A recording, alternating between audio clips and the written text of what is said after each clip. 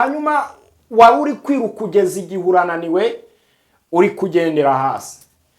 Pay attention, ugomba kandi mbifurize kugira ibihe byiza, amahoro y'Imana bane namwe, igitondo cyiza, sata nziza, umugoroba mwiza kandi nanone ijoro rihire, bitewe n'igihe uhitiyemo gukurikirana amagambo atambuka kuri Pastor Imana Ishimwe Official. Ni ikiganiro cyitwa Ubwenge n'Inzozi ku buzima bw'abera b'Imana, ku buzima bw'abantu bamenye Imana. Imana ihabwa icyubahiro aho uherereye hose. Rero mu mpande enye z'isi mwatuyeho umugisha w'Imana. Nimba warakoze subscribe kandi nanone nimba utarayikora uyikore kugira ngo tujye tubana uko bwije n'uko bukeye. Nimba uri ku gisasiro mu rugo iwawe, uri ku gisasiro kwa muganga, cyangwa urwaye cyangwa urwaje, twatuye imbaraga z'Imana zikiza kugira ngo zikize ubuzima bwawe. Twatuye n'imbaraga z'Imana kuri ubu urwaje, uri muri koma, urwaye indwara iyo ariyo yose, yakire ubuzima, yakire kubaho, yakire gukira kugira ngo azashime Imana. Ndanezerewe cyane rero kubana namwe, nuko namenye iminsi yo kugendererwa kwanjye. Hari igihe Imana ikugenderera ugakora business nk'uko twabivuze, igacamo ukabona amafaranga, ukagera ku rundi rwego, ukubaka amazu n'ama-etage. Ariko hari n'ikindi gihe kigera ubutunzi bukitera amababa bukaguruka, niko Bibiliya ivuga. Ariko iyo utamenye gusoma ibihe, umenye ngo uyu mugisha Imana impaye ndawubamo gutya, ariko uyu munsi umugabo Imana iramuha umugisha agahita abona umugore babana badahuje, ndabona ati nari naribeshye. Gute wibeshye kandi uwo mugore ari we ahubwo wakuzaniye umugisha? Kuko ubwo butunzi utaragira umugore ntabwo wari ufite. Ariko umuntu namenye gusoma ibihe abatuye umuntu ni umunyamugisha, namudekora agasa neza kandi akifuza umwiza wagiye kugura ikibuno. Icyo kibuno kikarya twa dufaranga twose, ugasanga umugabo yarongeye aragaruka. Gute umugore wari ubayeho yirirwa ameze nk'usabiriza, Imana iramwibutsa abonye umugabo babana ngo yaraza nyina ngo ntakibongani ngo ntakikurira gahunda neza. Uko ni ukubura ubwenge Satani bari kukongosha kugira ngo akurangize. Ugasanga 99% ndamira nk'uriya mugabo bita Karl Marx, father of communism, dusanga mu rusengero. Si abantu baba baje guteza imbere umurimo w'Imana, ni abantu baba baje kuwuteza ibibazo. Abapasiteri muzambwire 99%. Aho usanga umuntu yahombye akaba aribwo aza gusenga. Bene uwo muntu nta kintu amara mu rusengero kuko akurikiye Imana kubera umugabo. Samutayimu niyageze agatangira koroherwa, atangira kudurumbanya ibyo mu rusengero. Nivuge hari umwe wasigaye, si bose. Aho usanga umugore kubera ko umugabo yatangiye kurakara, utagiye mu bapfumu araza mu rusengero, wabaza ngo icyifuzo ufite n'ikihe, umugabo wanjye asigaye amarira. Bene uwo muntu suje kugirira inyungu umurimo w'Imana, nuje kuwuteza ibibazo. Kuko nawe azahasanga abagabo uwo bavuganye neza mwifunga, ahure na wa wundi ufite ibibazo bifungane, itorero rihore mu ntambara ngo nakango ngo aryamana na nakango yatwaye umugabo wa naka. Ibyo narabibonye igihe gito maze muri ministry.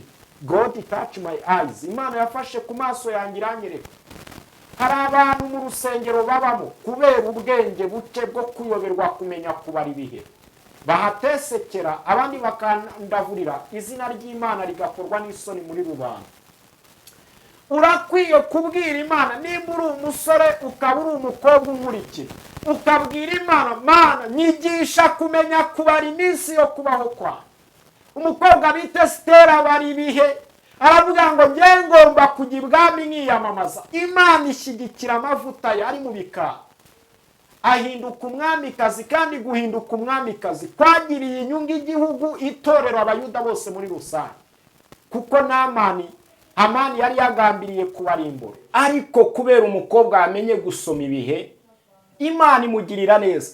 Imana ikeneye abasore, ikeneye abagabo, ikeneye abakobwa, ikeneye abapasiteri, abavuga butumwa n'abahanuzi bamenya gusoma ibihe byo kugendererwa n'Imana, bakababaho banyuzwe. Imana ikeneye ko wowe umenya gusoma ibihe. Twari turi mu buzima busanzwe, ariko ibaze kuba umugore n'umugabo basenga Imana. Njya nyibaza nimba uri igisubizo mu myaka 55 nzandika igitabo mbabwira igisubizo. Umuntu kubera kuba mu buzima butari ubwe akabura imigisha y'Imana, akitiranya i Kanani no mu butayu. Narabwiye ngo ni ikibazo kutamenya ubwenge kuri mu butayu ukabaho nk'umuntu uri i Kanani. Ni n'ikibazo kutamenya ubwenge kuri i Kanani ukabaho nk'umuntu uri mu butayu. Biba ari ikibazo ibyo bihura bisoma. Kandi abantu niboroherana. Inzi nk'abantu benshi kubera kutamenya gusoma ibihe bakaba mu bihe bitari ibyabo byo kwiyemera. Akabaho nk'umuntu utunze imodoka kandi nta n'igare afite. Akabaho nk'umuntu ufite inzu kandi nta na shamburete agira akodesha, ngo kugira ngo abantu bamwemere. Yewe reka nkubwire, Imana itakwemeye nta muntu n'umwe wakwemera. Imana itakwemeje abantu ngo iguhe feva yayo, iguhe igitinyiro cyayo n'igikundiro. Habe n'umuntu n'umwe ku isi wagira gute wakwemera. I know, ndabizi neza. Abantu bashaka kubaho bemeza abantu, ubwo n'ubwenge buke budafite inzozi. Ugasanga umuntu afite inzozi zapfuye kubera ko yakiriye abashyitsi akajya kwikopesha, ngo bariya twariganye urajya kwikopesha uzayakura.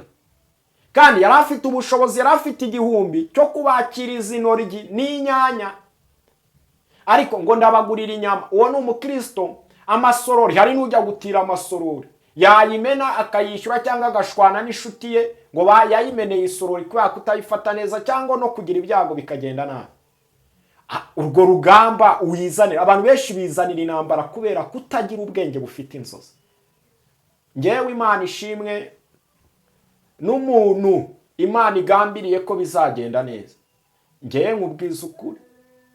Hano twige ubwenge bwo kuvuga ukuri. Wige kwibwiza ukuri. Bati abantu umuntu agapanga hazaba ngo hoya ngo bazansura. Na sobukwe yagusura, cyane cyane abantu bakora mariage, niyemera rare aho wamugeneye. Urajya kuba mu nzu y'ibihumbi 800 500 urayafite. Ibyo bizagutera kuruha no gusaza vuba. Kandi Imana yo yarigambiriye ngo igende igukuza gake gake buhoro buhoro, igendire mu mucyo mu buzima bwawe bigende bigaragara. Ariko basanga umuntu abayeho nk'umumiliyoneri adahembwa n'ibihumbi 100. Niho avuga ngo ndi umukozi w'Imana usiza amavuta, akirirwa hatiriza abantu ngo bishyure inzu ngo y'umukozi w'Imana. Abo bantu barakubyaye uba mu rangamuntu yabo waye gute? Nuri mu ndangamuntu yabo, nabo niba ari mu ndangamuntu yabo. Niba kwanditseho nawe nubanditsweho. Kirirwa ugora abantu, wabaye mu nzu n'icyumba na saro bya 15. Ayo nimba ari yufi nibwo Imana igira. None ibyo 15 hari igihe Imana izaguha 100 ugasevinga 80 iri kukubwira ngo menye ubwenge inzozi zawe zo gutunga inzu zizabeho. 80 iyo yasevinze, Kristo Yesu atugirire neza cyane. Aragufasha mu gihe cy'imyaka 5 ushobora kugura ikibanza nawe ukagura inzu yawe. Ukubaka inzu yawe ari kibazo. Imana igambiriye ko izajya iguha 200 mu kwezi. Ugiye kuba mu nzu ya 25, senkano uzikopesha, uzahinduka umuteka mutwe, usange wishyizemo abantu ngo barakwanga. Si bazaba bakwanga, n'ubwenge buke wagize. Kandi biratubwira ngo umuntu ubuze ubwenge nabusaba Imana, kuko umunyabwenge agira inzozi.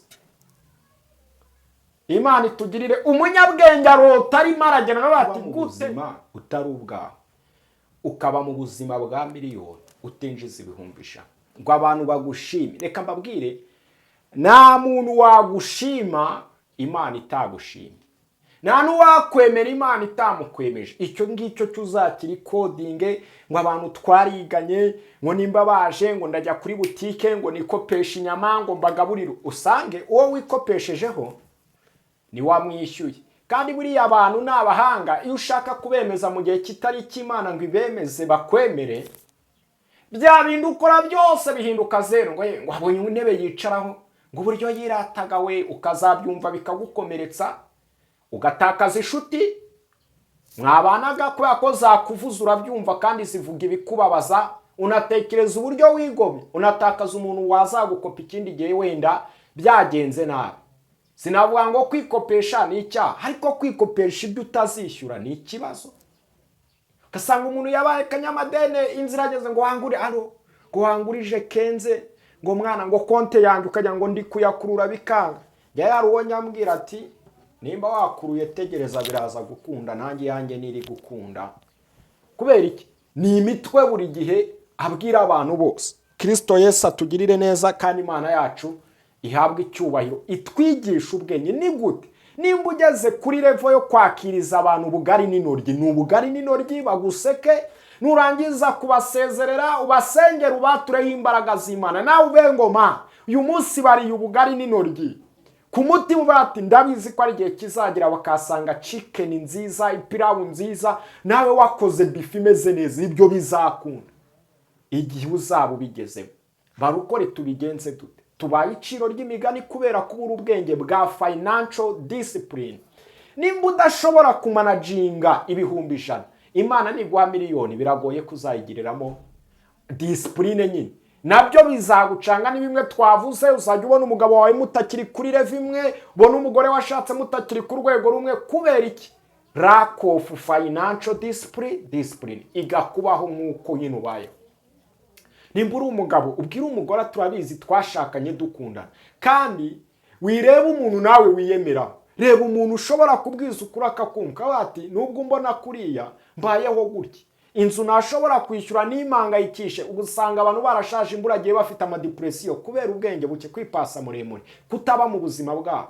Mubwira ati inzu nabona ni y'ibihumbi 50 niri ku rwego rwanjye, nakubwira ngo ubusengo abo twiganye ngo bansuye, mubwira ati rero abo twiganye cyangwa abo mwiganye nge simba rebaho, ndeba kuri nge kuko baragenda akaba ari nge usigara. Umenye kuba muri ubwo buzima igihe kizagera Imana iguhiya. Nimba wihaye kuba mu nzu y'ibihumbi 200, Imana yaragennye ko izajya iguha 180 muri icyo gihe cyawe, kuko ibihe bigenda bisimburana. Nakunze Mikahanura yahanuye ku gice cy'ikera bango noneho Uwiteka tugiriye imbabazi, ngo kandi ikindi ngo adukoze ku maso ahwejesha amaso yacu, nawe Imana igukoreho iguhesheje. Arangije avuga ngo kandi idushyiriye inganga hera hayo, ngo iragenda iduhumuriza buhoro buhoro mu buretwa bwacu. Muri ubwo buretwa Imana igushyiramo, muri ubwo buzima wavukiyemo, Imana igenda iguhumuriza gake gake. Ikishaka gira inzozi, gira ubwenge, uyubahe, unagira ubwenge nk'ubw'inzoka nk'uko Kristo Yesu yavuze, ugira ubwenge bwo kubaho. Nta muntu abantu bashaka gute wakemeza umuntu najya yemera, kandi cyiza cy'abantu iyo ushaka ngo bakwemere mu gihe kitari cyo ko bakwemera, aho ngo bakwemere barushaho kugusuzugura. Nimba uri ku rwego rwo kugenda muri Karina, igendemo nta kintu bitwaye. Abo mukorana wenda harafite umuhungu uri Burayi ngo baminduriye akazi, ngo kandi nimba uri ku rwego rwo gutega moto, yitege bitwaye iki? Byose ni ukugera mu rugo, iturinda nihunikira. Iyo turyamye dusinzirira turinda ugitega. Ugasanga umuntu ngo arwaye umugongo, ngo iyo nsigaye nega moto ndwara umugongo, ko kera utawurwaraga, nibyo wishyizemo. Ugasanga umuntu ari mu madene, twamubona mu ikote idene ryaramurenze, kandi idene arimo si ry'umushinga, si business yakoze, by'iburanga bw'Imana ati Imana ko nagerageje gukora nkahomba mbigenze. Imana ibona ikurwara izi kubwa ati gutya wakoraga gutyo ngero ukore gutya. Ahubwo ni amadene yo gushaka kwemeza abantu tujye mu gutwerera, ngo ko banzi ngo ntwerereye ngo 200 kandi niyahembwa ngo banze. Ugasanga umuntu twerera uko ungana. Abantu se babivuze gute? Twerera uko ungana. Unasengera uwo mu bwati nge simfite 200 ntwerera, ariko nkuhuje n'ikirere cy'abafite miliyoni bazazi gutwerera. Icyubahiro cyane nukuri turakwiye kwiga kubaho. Ibi ni nabyo wabwira urubyaro rwawe, wabwira abana bawe, ukabatoza, ukabwira ati revo turiho bana banjye niyi muyimenye. Umuntu agakura azi management. Abantu bateye imbere bagiye bamenye icyo kintu cyo bita financial discipline, baba consistent, baba stable. Baravuga ngo twebwe ahantu duhagarariye ntago twicyo twahisemo ari ibintu bya fake. Ugasa nimba warahisemo nabe, umuntu ugira amahitamo mabi mu buzima ni umuntu utagira inzozi. Buri umuntu ufite inzozi agira amahitamo, kuko ni wambwira ngo Satani yaguteye umugore mwashakanye, ubonye amafaranga ngo ubonye ko mutakiri ku rwego rumwe, ni amahitamo ugira, kandi izo nzozi zirangira ziri feri. Umuntu agira inzozi, yareba umugabo akamubona umugabo w'inzozi ze. Uzumva abakobwa n'abasore bahania amasezerano ngo wari umuntu w'inzozi zanjye, none bugacya mu gitondo byahindutse ngo naricujije. Ni gute umuntu uba utari consistency? Ariko hari ibintu biba bishekeje. Menya ngo ufite ikibazo cyo mu mutwe. Niba ubango ngo yewe ngo nahisemo na umuntu wawe uhitamo, abasore agomba kuba ari umuntu w'inzozi zawe. Ni umuntu ureba utitaye ku mashuri, utitaye ku cyubahiro, utitaye ku avuka na bya bindi byateye, ukaba uyu muntu mubonamo viziyo yawe, mbona turi kumwe nakora ngatera imbere, mbona turi kumwe namubwira uburyo ibintu bihagaze akabyumva. None your vision, your target, your objective bizagufasha kwachivinga inzozi zawe zose. Ngewe nisabiraga kugira ngo buri muntu wese ubaye mu buzima butarubwe uyu mwaka wa 2026 byibura bigere mu kwezi kwa gatatu wabusezereye, umenye urwego rwawe, uvuge ngo urwego rwanjye si urwo kuba rega abantu, reka nkubwire maswe n'umwuka wera w'Imana. Imana iri kuvugana nawe. Nimba wagize amahirwe ukana urwego rwawe si urwo kuba mu nzu y'ibihumbi 100 winjiza 100, uvuga ngo hari ahandi hantu ndeba, hoya urwego rwawe umenye ngo igihe gito ndajya nzamuka ino misozi, ariko ikindi genda bizi nzaba nanjye ndi mu nzu yanjye nyifite, nanjye nitwa boss cyangwa landlord. Ariko ugasanga umuntu yirirwa yimuka ngo yabuze amafaranga n'ibiki byose, hari n'abaguharira ideni. Imana igihe umugisha abantu nk'abo ngabo byibura baguharira, igakuba mu buzima bwawe. Madamu wawe, umugabo wawe mubwiza ukuri ubwati, hari ikiganiro cyitwa Ubwenge n'Inzozi numvishe kivuga ngo kwiga kuba mu buzima bwawe. Umuntu nta muntu wundi wakumenyera ubuzima bwawe, ni wowe ububuzi. Shobora no gusanga abantu, rega tugomba kumenya ubwenge. Nimba ivuga gutya ngo urabesha, umuntu yagusura kubera ko ni witeguye ukamuha amazi ukamubwira ati rero twebwe turi mu bihe turimo turasenga, cyangwa ukanavuga ngo turi mu bihe, hari ibihe by'inzara, niyapfa guhishurirwa ubwo nabwo n'ubwenge. Ubwenge ni iki? N'inzozi. Akihangana agategereza akabona ni mutetse ni muri, ariko suise wiruka ngo ni umushyitsi ngo aradutungwe ngo mugiye kwikopesha, kandi abantu barimo barasengera amafaranga.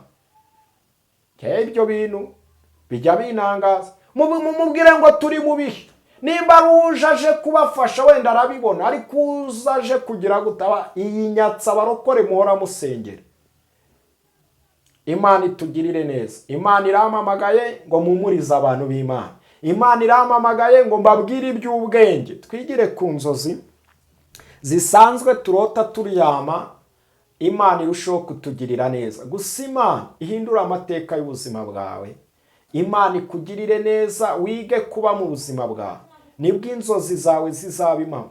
Nimba ugera mu gihe cyo kuba waraguze ikibanza kubera ko wipashe muremure, amafaranga Imana yarayaguhaye, wenda waranakoze bya bindi twavuze, ariko yarayaguhaye niwamenya kuyabara, umwaka urangira kuri konte nta n'igihumbi kiriho, ubwira Imana ngibi nabihisemo, kandi ni ukuri inshuti zanjye mumbona ibintu byo kwipasa muremure simbigenderamo. Mbaho uko ndi, nimba ari shamburete, nimba ari icyumba na salo, nimba ari iki, ngomba kubibamo kandi nkanyurwa nabyo.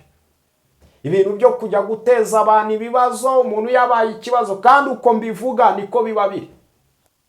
Nawe rero basumva ijambo ry'Imana. Tuvuge ko abakiranutsi murakwiye kugira ubwenge, mwabakiranutsi mwe mukamenya uko mukwiye kubaho.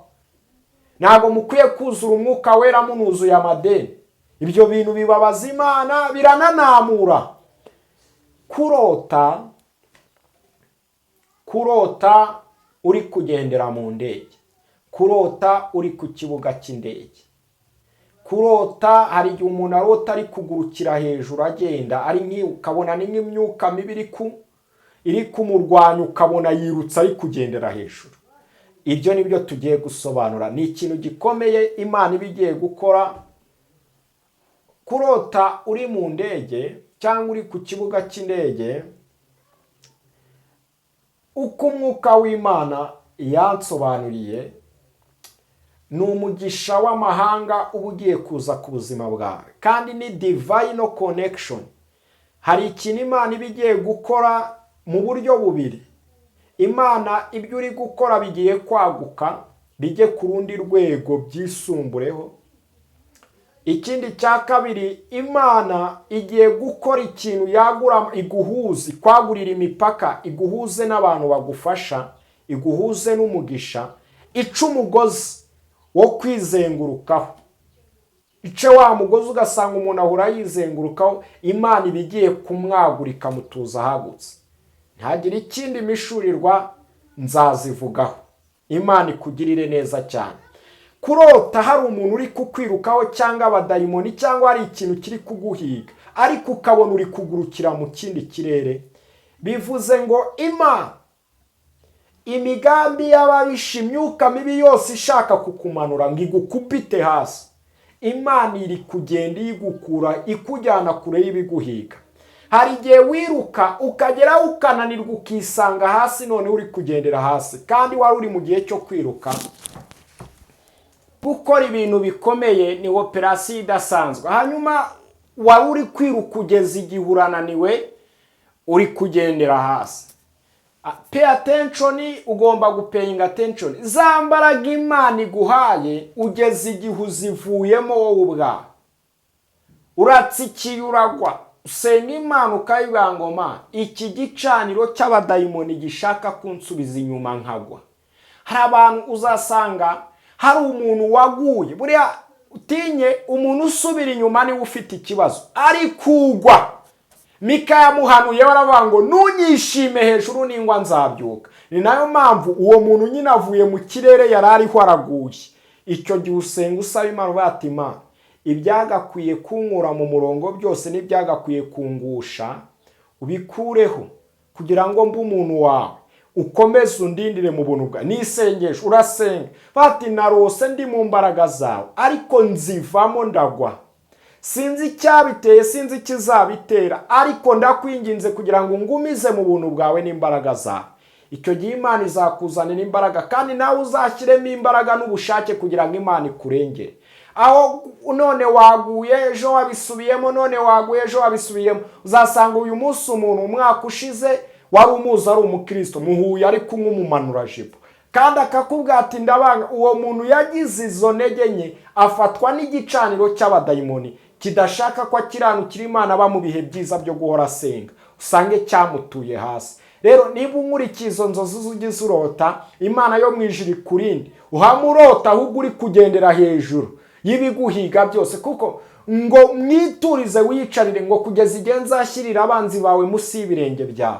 Nicyo kintu gikomeye Imana ibiri gukora. Ukabona uri kurota kwa kundi ugendera hejuru, Imana yo mu ijuru igushyire hejuru yose y'ibiguhiga y'ibikurwanya, ibikumanura ngo bigukubite hasi. Ibyo byose bikorwe n'isoni mu izina rya Yesu Kristo w'i Nazareti. Imana ikwagurira imbago, Imana ikwagurira imipaka, iguha umugisha. Kandi ikindi nsorezaho, umenye ubwenge bw'ikintu bita kujera amafaranga, kujera ubuzima bwawe.